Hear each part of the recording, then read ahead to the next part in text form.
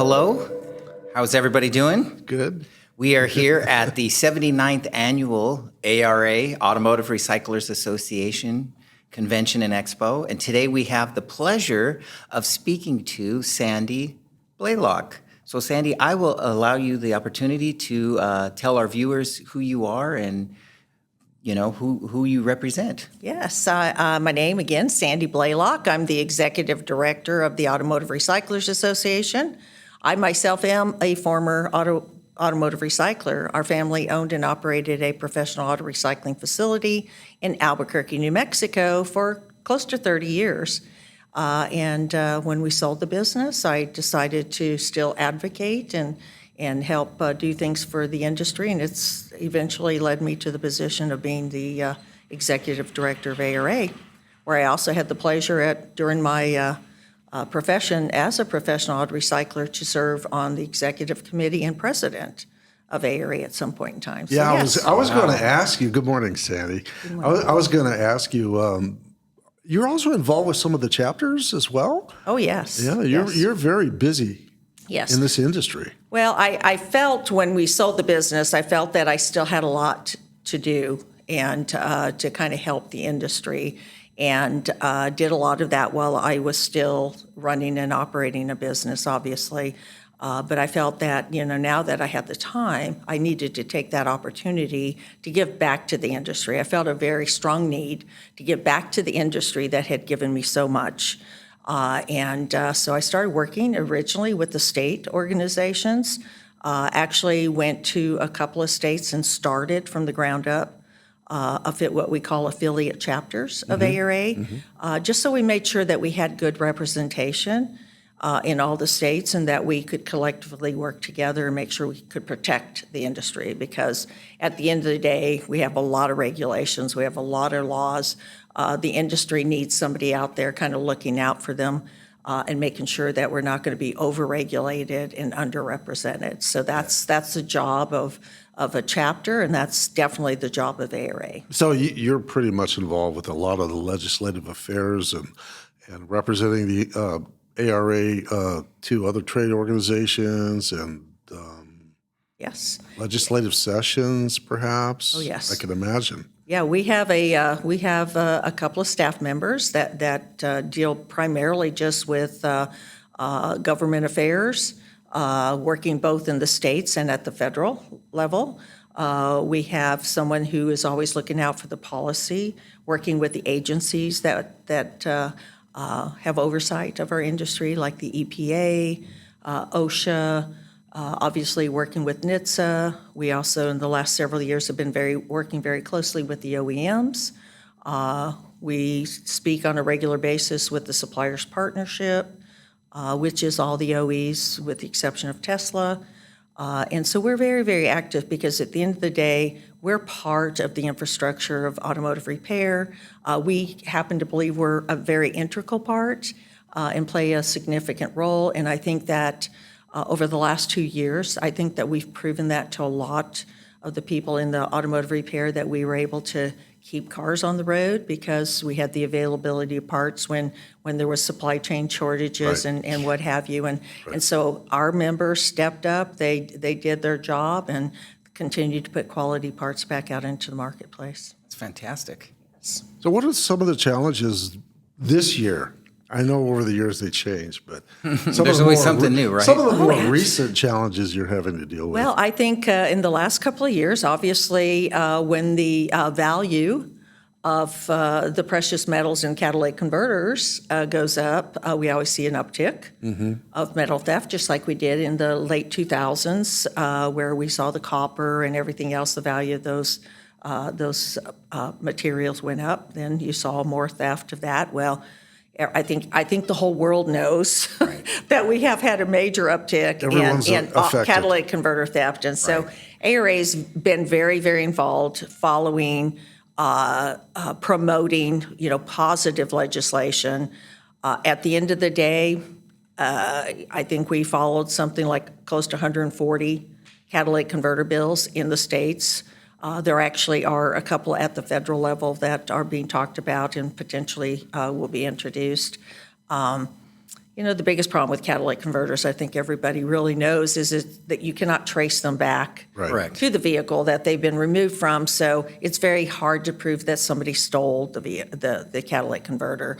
And of course, good gosh, it's a property crime. Law enforcement is pushed to the limits just about anywhere as And it a high is. value item.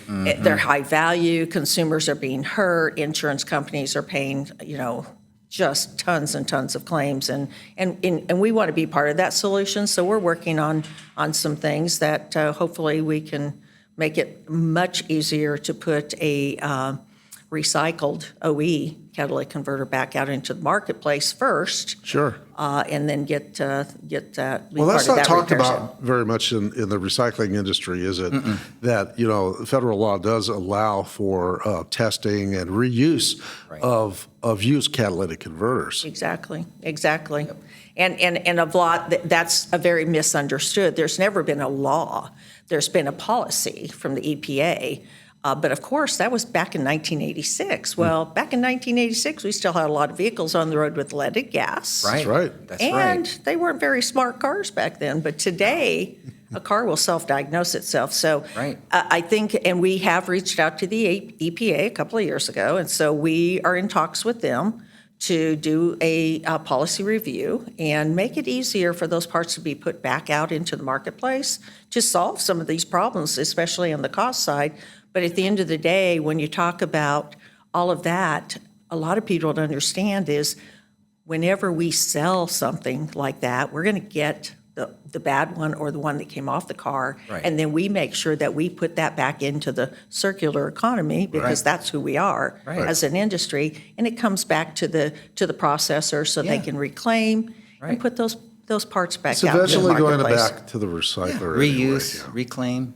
I use good that term stuff. broadly, recycler. The processor is a better term Yeah, for the reuse of the precious metals. Right. At the end of life. that's right. But it still has life before it gets there, right? That's right, absolutely.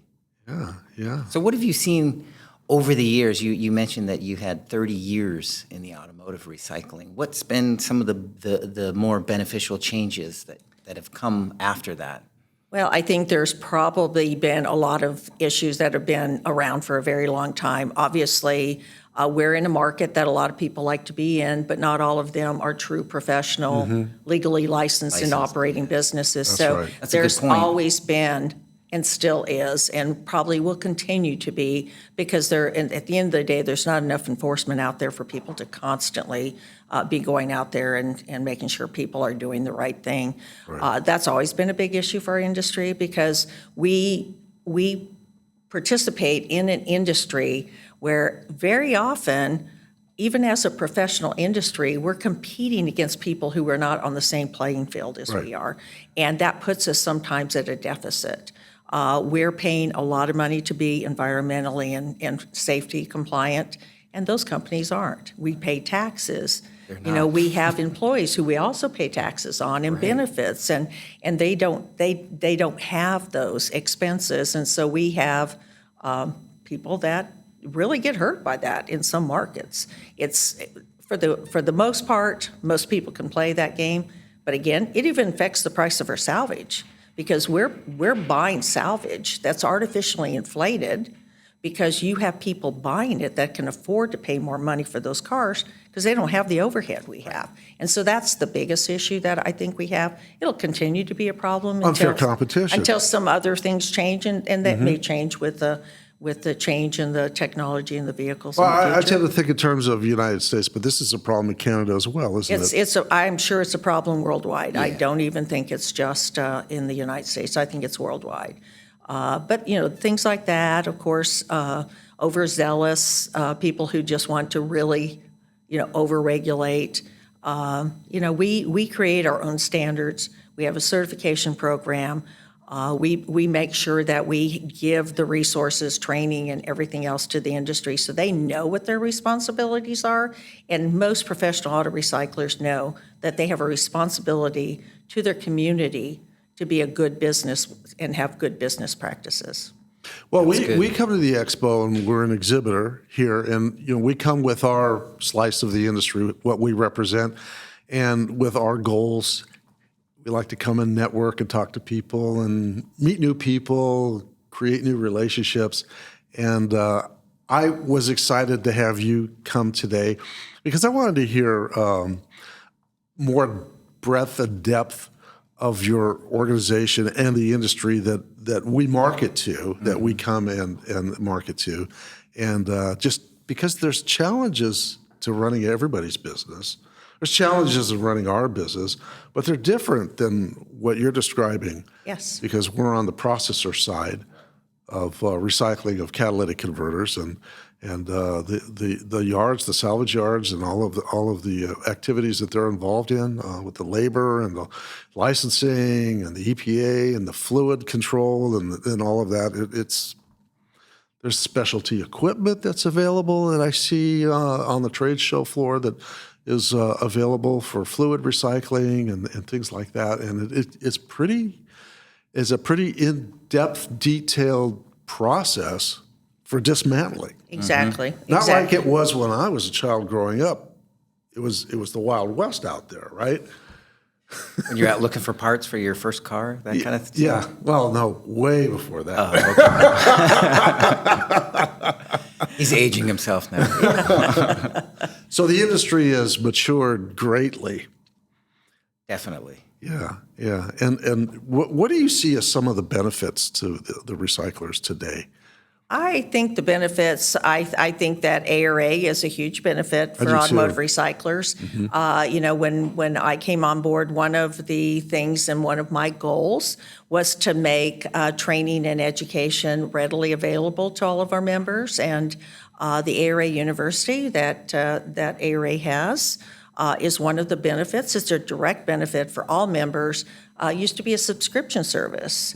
And I felt a very strong need to make sure that it was a little bit more easily available and people didn't say, oh my God, I got to pay for another thing. I got to do this, got to pay my dues, now I got to pay this.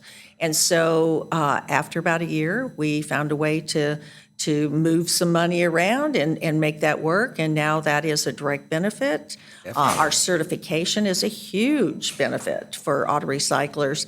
It shows them the process and how to keep themselves down the right path where it comes to safety, environmental compliance, making sure that they're doing what they should be doing for their customers and for their communities, because at the end of the day, if we're not a good neighbor in our communities, that's why people want to run us out of town. Oh, I don't want to be next to an automotive recycler. Those are terrible, dirty people. We want to show people that we're not the industry of 50, 60 years ago. We are a much improved, very professional industry. So what would you say to some of the automotive recyclers out there that are contemplating joining the Automotive Recycling Association? How would you encourage them? I would say, come join us, come see us. I very often go out and travel and see a lot of recyclers and said, give us a chance. Right. I'm going to tell you, I would guarantee to anybody, if you join ARA and pay your dues and you are not happy with what we do for you, I will gladly give you your money back, because I want to be able to have that opportunity to prove that there are direct benefits. We have some phenomenal programs here. I mean, right now there's a session going on upstairs about mentoring. That's another benefit of ARA is we have a mentoring program where we have done phenomenal work with some of our automotive recyclers. Costs them nothing. The mentors that are out there mentoring are taking away from their own businesses and going out and helping fellow recyclers all over the country, and they do that at their own expense. Wow. And I think if you ever talk to some of those that have gone through that program, they'll tell you it probably saved their businesses. And our goal going in, the two gentlemen, Artie Hopper and Marty Hollingshead, that wanted to start that program, felt if at the end of the day they saved at least one business, they will have considered it a success. Well, I can tell you they've saved more than one business. It's a tremendous success. If you're needing help, you're needing guidance, you need something to get you to that next level, ARA is here to make that happen and help you walk through the process. Well, that's a great message. That's a great statement. Yeah, definitely. Yeah, absolutely. I certainly see a major benefit of being a member of the organization at our level. Right. We come here to meet people and to network. And, this is a great opportunity for us. We come every year, and we enjoy it a lot, and we want to thank you for what you're doing and all your hard work. Definitely. Well, thank you. Thank you for allowing us the time to sit down with you. I know you're super busy this week, so thank you so much. Well, thank you. That's what we're here for. My only job is to make sure that our members have opportunities to be profitable and have no restrictions on where they put their products out into the marketplace. That's what we're here for, and that includes our associate members such as Noble 6. So thank you very much. Thank you. Thank you, Sandy.